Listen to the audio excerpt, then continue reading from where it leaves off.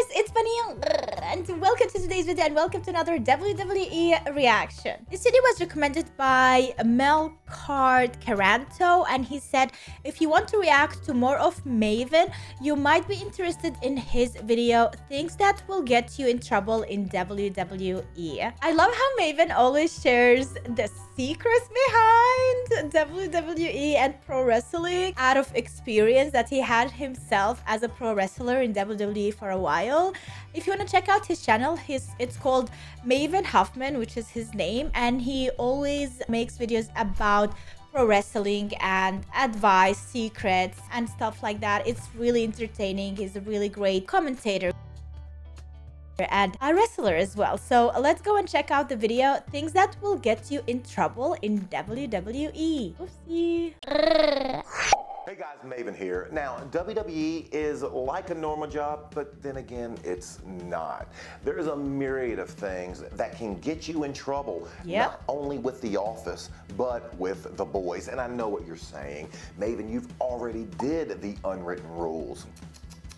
Trust As a me, locker room. this is completely different. And one of these things almost led to me being released unceremoniously years before my eventual firing. One small mistake. So here we go. All the things that can get you in trouble in the WWE. Let's go. Now, the first thing that can get you in trouble in the WWE is going to the athletic trainer. I don't know how it is today, but during my time, we had one trainer for everyone that was on the show. And poor Chris Joseph, he had a lot of men and women to work on. There was a time that Bradshaw went to go get his treatment done, and an unsigned talent, someone who was going to be wrestling later on in a dark match, he was laying on the table. Now, did he have the right to be there? Of course, but not, and I mean not, when a guy who was going to be in a main event match needed to get treatment done. I know this sounds archaic, and I know you're saying everyone has the right to be there, but know your place. We would get to the show, like I've told you before, at 1 o'clock. By 1:30, 2 o'clock, we were done with catering. I immediately then would go to the trainer, get whatever I needed done. And usually for me, it meant taping my ankles, maybe taping my wrists. And then I would start getting dressed. So by 2:30, I was already in my wrestling trunks, wrestling gear, wrestling boots, and already taped up, and would be like that for the next 10 or 11 hours. Oh my God. But it was way better. Why so early though? Being in a line that was 5 or 6 deep, and a line that included The Rock, Undertaker, Hunter, because these are main event guys, and I knew my place, and I knew that I wanted to get in and out as quickly as possible. So what would happen if I was in line, or maybe about to sit down on the table, and I saw someone walk in who took top priority, someone who had top billing over me? Well, I would conveniently remember something that I had to do in the locker room, maybe down at the ring, maybe, oh, I forgot I'm supposed to meet with Arn to go over a match, or I have to go meet up with so-and-so who I'm working, and excuse myself, making room for them to come in and get the treatment they needed, and obviously, show respect to those people who, for lack of a better term, gave me my chance. Now, when JBL was forced to wait while an enhancement talent was getting his hamstrings worked on, he didn't really say much, but he did make it beknownst that someone was, taking a time slot that was probably better suited for him. His joking manner and his joking attitude was screaming, get off that damn table. And on a similar topic, WWE had hair and makeup, and just like the athletic trainer, they only had one during my time. Now, I'm letting you into all the secrets because this is when I learned how to put my makeup on so smooth and do my eyebrows that you all love so much. When I would go to hair and makeup, it might take me 5 minutes to get my eyebrows done, because that's all I was getting done. There was one instance where I was getting my eyebrows done, again, 5-minute task, and Billy Gunn walks in, sees me sitting in the table, and I believe he was about to get his eyebrows done at the same time, and he yells out and just like, "Geez, Maven, And he was kidding. I Okay. 100% know he was kidding. Let's hope but so. he also wasn't kidding. Again, the first thing that can get you in trouble, the He was training 100% kidding, but like, not really 100% kidding. Like, yeah. room and the makeup artist. Just know your position on the card. Know who has top billing. Know who the top men and women are. But and shouldn't they like make a plan for the actual, like the makeup artist should make a plan who he or she is gonna work with and tell you exactly at what point you can come in and get your makeup done. Like it shouldn't be who comes first gets treatment first. And if you're not one of them, go at better times. And for the number 2 thing that can get you in trouble at a WWE show, bringing friends and family to the arena and backstage. I know what you're saying. Everyone should be able to Arena is bring their friends fine, and but not family. But backstage. think about it this way. Do you take your friends? Do you take your family work. to your job? No. In essence, that's where we are at. We're at work Yeah. during those Yeah. hours. But I also know we have a cool job, and it's one of those jobs Yeah, that true. you want to show off. But Like I would not mind my family joining my streams or like literally my videos from time to time. That's fine. We can work with that, but I do understand backstage having the families of wrestlers. There's multiple wrestlers and they need their space, they need their time. And now imagine you're in a really like small hallway and there it's packed with family members just standing around and you're like trying to do your job. I don't think it's the best place.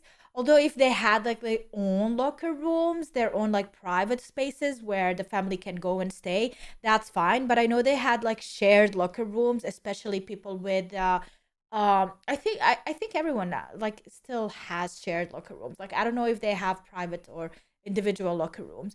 But yeah, what I want to say, I do not agree having family in the backstage, but in the arena itself or during the matches to watch the matches in a specific VIP section or something like that, I don't think that's a problem. Like they're just there to support you. And that would be the same if you're in a theater play and you want your family to come and watch you. I don't see why not. in my time, there were specific times to do that, and usually that was a WrestleMania, maybe a Survivor Series, one of those Yeah, like big bigger pay-per-views. events. I've talked about my lack of being at the ring plenty of times, but that wasn't every time, and there was plenty of times I was at the ring. And I remember the agents, especially Dean Malenko and Arn Anderson, they were great at making sure the people who were around that ring and in the stands were the people that were supposed to be there. And you could always tell when someone wasn't supposed to be there because they were studying what they saw in the ring. A lot of times if guys had kids, they would bring their kids in, but Yeah. it wasn't for terribly long. Usually it was to come, say hi to everybody, get some hugs, and then they would be They back go, yeah. in their place. Now, once you leave the ring area and you go backstage, during my time, and I'm assuming it's still like that now,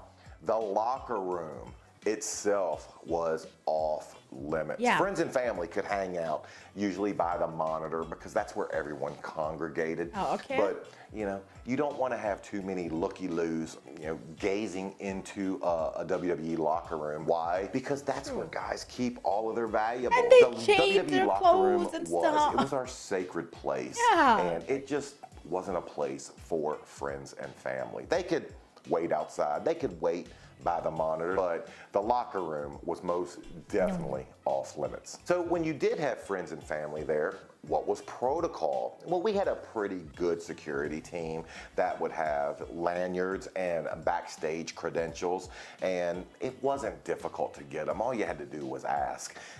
When I was there, I only had my mom there at one show and one show only.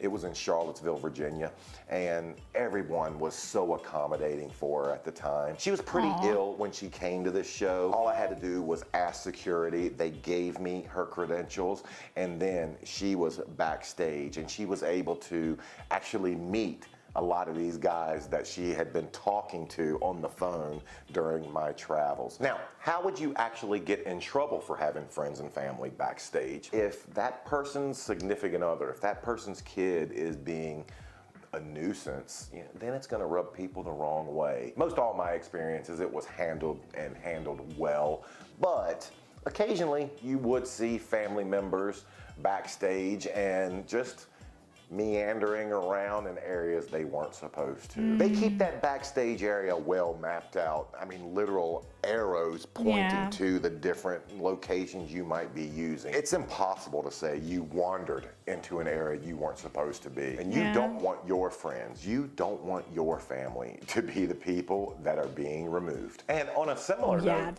actually getting free tickets could land you in hot water and get you in trouble backstage. Now, how do you don't even get one ticket free? Show? What you would do is you would go up, and for me, I would always go to one of the agents, maybe Arn Anderson when we were doing non-televised events, or I would go to a Howard Finkel, someone who could get my request processed and taken care of.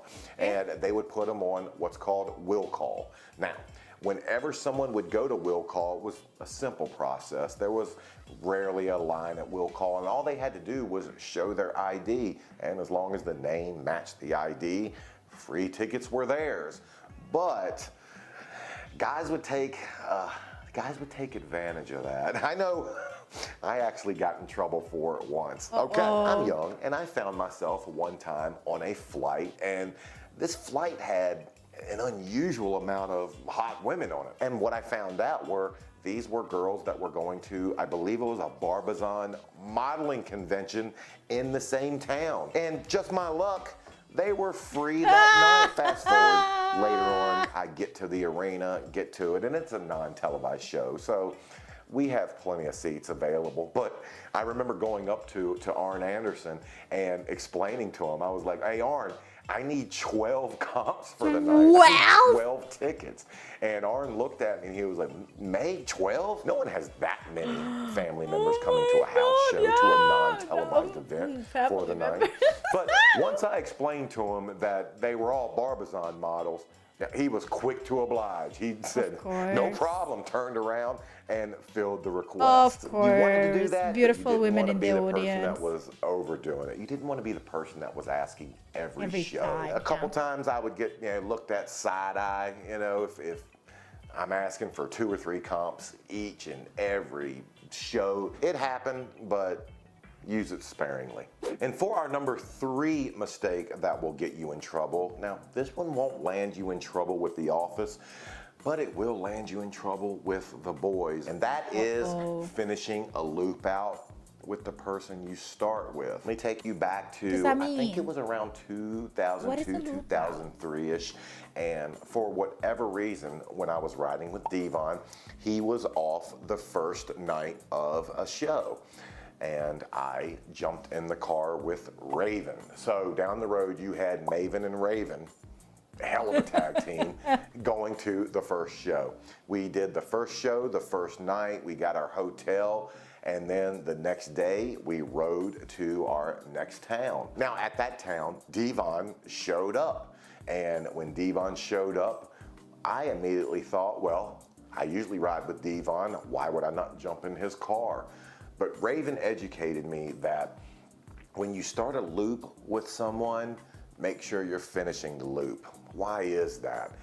Because when you're on the road, you're splitting expenses. Gas is not free. Car rentals are not free. And it's just unfair to the person that you begin that loop with financially to not go ahead and see the loop through. Raven educated me on that. He wasn't mad when he told me. He was pretty much just telling me, hey, when you start a loop with someone, make sure you finish it. And it was a lesson I learned and a mistake I never made again. I'm thankful he taught me.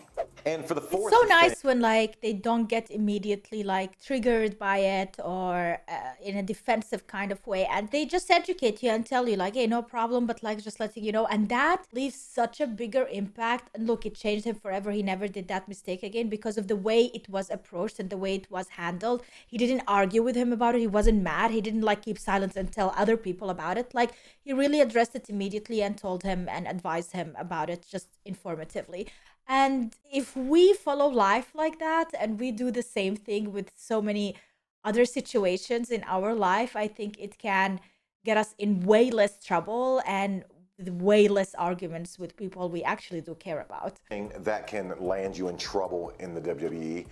Excuses. Now, excuses, no one likes them. No one Yeah. wants to hear them. But in the WWE, I actually saw someone be fired for making excuses. The most common excuse a wrestler might make would be during a match. Maybe someone that you're working isn't During up a to your match? level. Maybe someone During?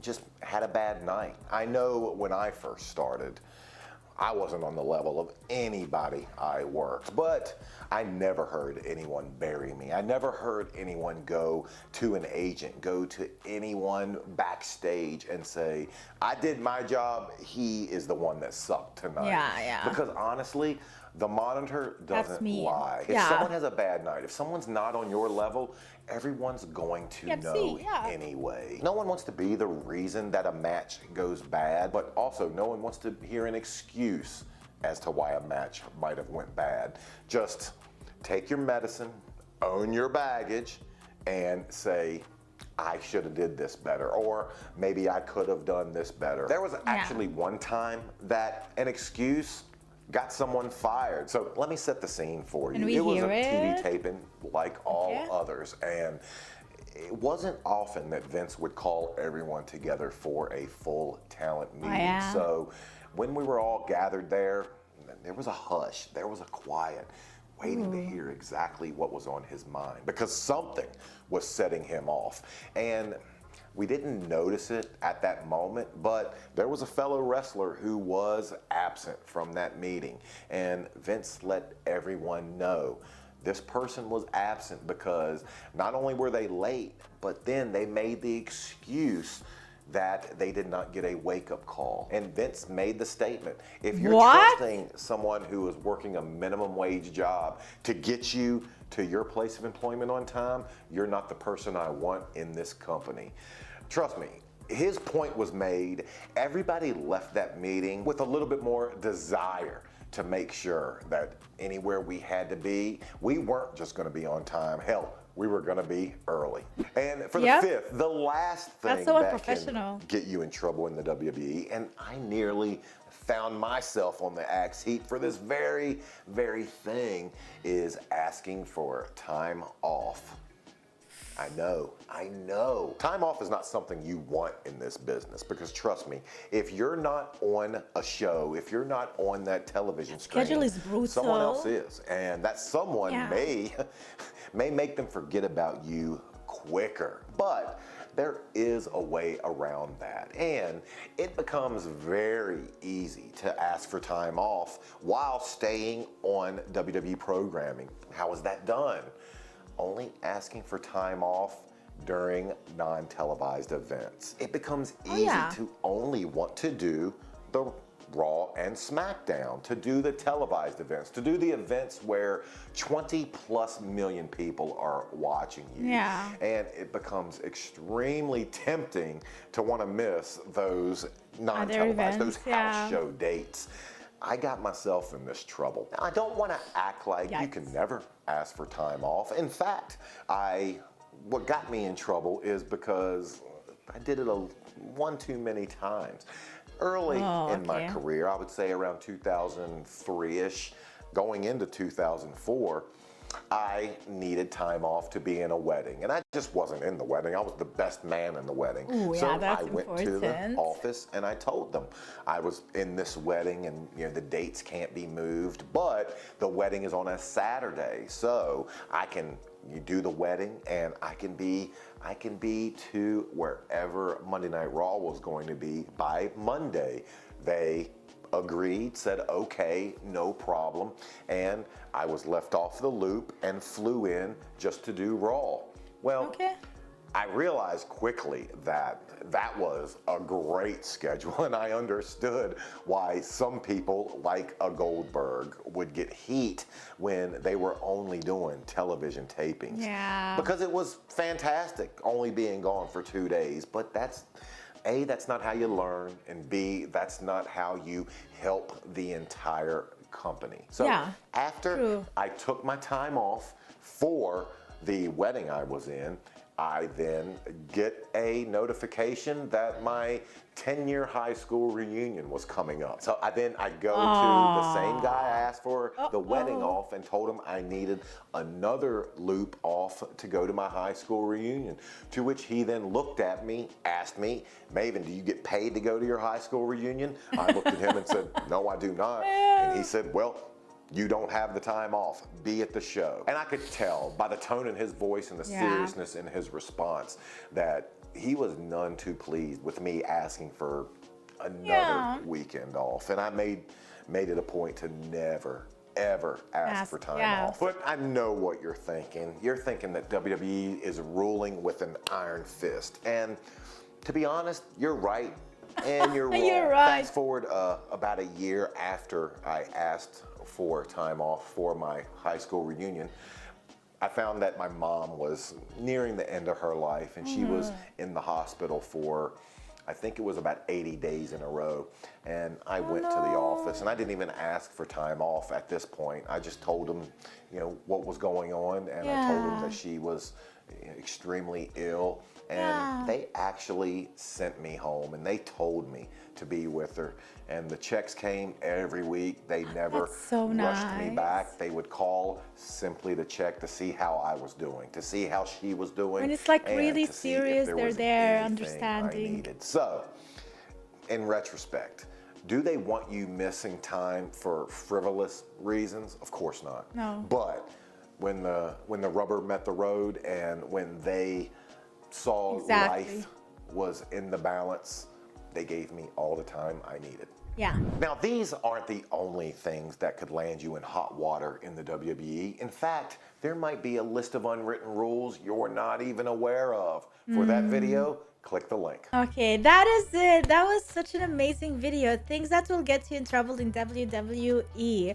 So informative, and like, I guess some of these like are kind of like obvious, but to hear it from Maven and the way he explained everything so simple with his own experience as well, it is so entertaining. I love watching his videos, and I love how he speaks. I wish I will learn in the future to be able to like be a bit more engaging in my speech and the way I talk to you and the way I use English language better. And I hope you enjoy listening to me the way I enjoy listening to Maven Huffmann in his own videos.